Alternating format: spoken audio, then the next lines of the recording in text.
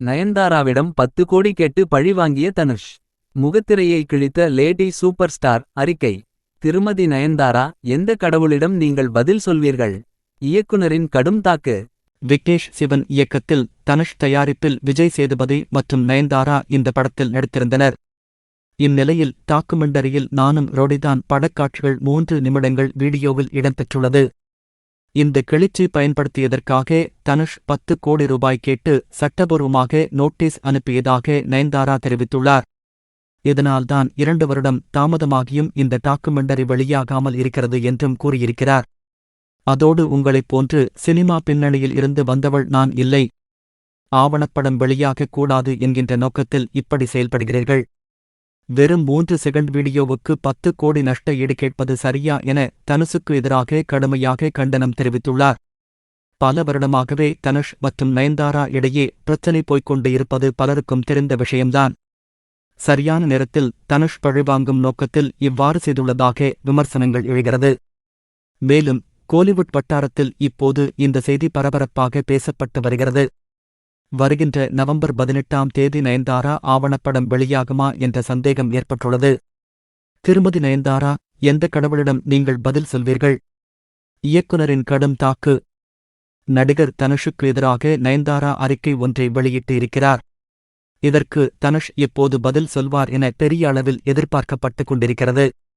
இந்த பிரச்சனைக்கு இன்னொரு இயக்குனர் பதில் அறிக்கை விட்டிருக்கிறார். உங்களுக்கு வந்தா ரத்தம், எங்களுக்கு வந்தா தக்காளி சட்டியா என்ற போக்கில் இருக்கிறது இந்த அறிக்கை. நானும் ரவுடிதான் சம்பந்தப்பட்ட 3 செகண்ட் வீடியோவை டாக்குமெண்டரியில் உபயோகித்திருக்கிறார்கள் விக்னேஷ் சிவன் மற்றும் நயன்தாரா. இந்த வீடியோவை 24 மணி நேரத்தில் நீக்காவிட்டால் 10 கோடி அபராதம் தர வேண்டுமென தனுஷ் தரப்பு நோட்டீஸ் அனுப்பியிருக்கிறது. இதற்கு இந்த பிரச்சனை குறித்து மட்டும் இல்லாமல் தனுஷின் கேரக்டரையே விமர்சனம் செய்திருக்கிறார்கள் இந்த தம்பதியினர். தற்போது இதற்கு பதிலடி கொடுத்திருப்பவர் இயக்குனர் எஸ் குமரன். அதாவது விக்னேஷ் சிவன் இயக்கத்தில் பிரதீப் ரங்கநாதன் நடிக்கும் படத்திற்கு முதலில் ஏலாய்சி என்று பெயர் வைத்தபோது அந்த டைட்டிலுக்காக போராடியவர். இப்படி ஒரு நேரத்தில் தும்மினால்தான் கரெக்டா இருக்கும் என்று அறிக்கை வெளியிட்டிருக்கிறார் இவர். இவர் எழுதியிருக்கும் அறிக்கையில், திருமதி நயன்தாரா அவர்களுக்கு வணக்கம். 3 வினாடி காட்சிக்காக நஷ்ட ஈடு கேட்டு திரு தனுஷ் அவர்கள் உங்கள் மீது வழக்கு தொடர்ந்ததற்கு வெகுண்டு எழுந்த நீங்கள் கடந்த ஆண்டு ஏலாய்சி என்ற என் தலைப்பை உங்கள் கணவர் திரு விக்னேஷ் சிவன் என் அனுமதியில்லாமல் பயன்படுத்தியதை அறிந்திருப்பீர்கள்.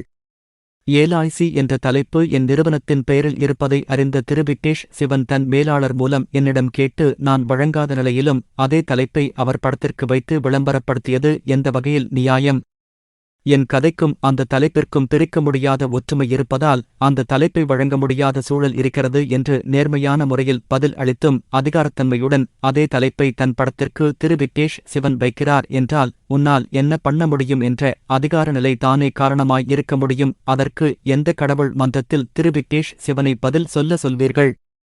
உங்களை விட பலம் பொருந்தியவர்கள் என்றால் 2 வருடம் பொறுமையோடு பயன்படுத்த அனுமதி கேட்கும் நீங்கள் எளிய சிறிய படைப்பாளியான என்னிடம் எரிசதிகாரத்தோடு நடந்து கொண்டு என்னை மன உளைச்சல் ஆக்கியதற்காய் நிச்சயம் கடவுள் மன்றத்தில் பதில் சொல்ல நேரிடும் என்று ஏகத்துக்கும் எழுதிய குமரன் இறுதியில், நீங்கள் இங்கு எதையும் இலவசமாக செய்யவில்லை, எங்கள் படைப்புகளை மட்டும் இலவசமாக பயன்படுத்திக் கொள்ள முயற்சிப்பதன் மூலம் படைப்புலகத்திற்கு மிக மோசமான வழிகாட்டியாக நீங்களும் உங்க கணவரும் இனங்காட்டப்படுவீர்கள் என்பதை நினைவில் கொள்க என முடித்திருக்கிறார்.